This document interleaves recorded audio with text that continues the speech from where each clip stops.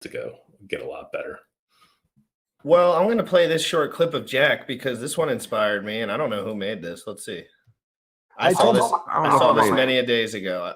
It's like Trayvon is Zen an attack on crypto. It's a little clickbaity, guys, and it's a little edited. So give it some break, obviously. But this kind of inspired me, and I've been waiting around looking for adults to come in the room because, frankly, I'm not the adult that is going to be in charge right now.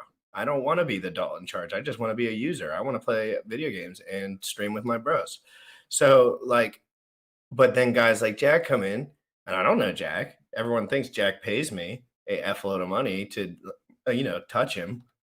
And it's just not the case. I just like Zen because I like the first principles. And I think he was literally made this product because guys like me, average investor guys, would stick to it like glue. Because what are we looking for? Fair shot, decent education.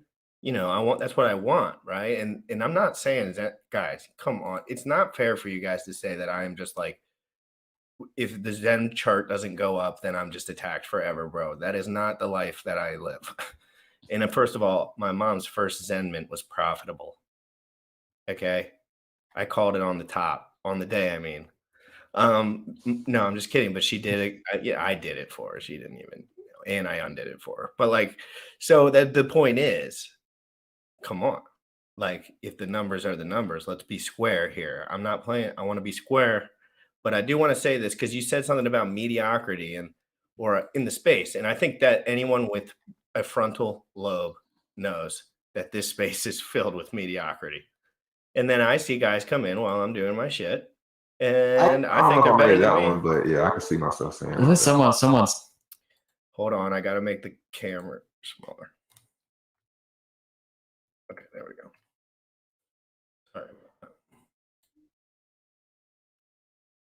Said that on your chat is gonna spread. So would you say is Zen an attack? It's an attack. It's an seriously. It's an attack on the status quo. Mm-hmm. Yes. It's an attack on the blockchains. It's an attack on mediocrity. Okay, I like that. So if your chain is mediocre, it's not going to be able. Zen's going to shut it down. If you suck, you deserve to be off the market. That's a good story, man. I think you should kind of lean into that a little bit more. I thought it was a cool clip. I thought it was cool myself too. Do you still agree with everything that you said in that? I don't know if it's edited or whatever. Like, I don't know exactly how the conversation went. Is that pretty much stand for what you, to a degree, like what you feel? Myself? Yeah, I don't know. I want to make sure because every clip that I watch is someone saying something that they never even said. No, I definitely said that, but I didn't expect that question. So, but certainly every chain we went into had to make adjustments. I think OKX had to raise their gas prices 200 times because they were subsidizing gas prices and they were not really.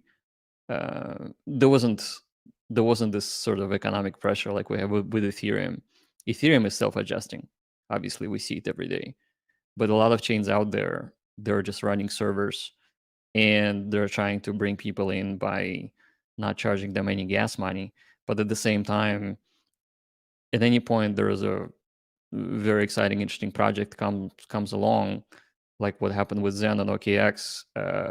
Within seconds, 95% of the chain's capacity was filled with Zen's transactions because people were realizing that they don't have to pay. Well, I think they were paying a third of a cent to mint a wallet, technically. And their chain slowed down to a crawl. And they asked me, what are the other chains are doing? And I said, well, what they're doing is they have the adjustable gas element that manages the ability for people to spam it with transactions. And so gas actually modulates the impact on the chain's health. And so the chains who are not technically decentralized, and we saw it with not just OKX, but we saw it with Dogechain too. Those guys, turned their lights off for regular transactions too when Zen came about. And that's because they were managing the gas fees statically. Like, it wasn't anything dynamic. It was just set to be very, very cheap to get people in. And then something happens like Zen, and their chain fills up and none of the other transactions can actually go through. Everything gets slow because people just jump in on it. And so obviously the history of Ethereum has proven that it is very well decentralized, I would say, in the sense that you cannot really attack Ethereum that well. But I wouldn't say that Zen is an attack. It's kind of like a joke. It just so happens to be a destabilizing element among things that were meant to be destabilized should any popular project would come into them. I get it. Do you have any thoughts on that before we switch it up? And do you guys have what's the best promo videos for Zen? Like, who has the best one? Like, is there a best one?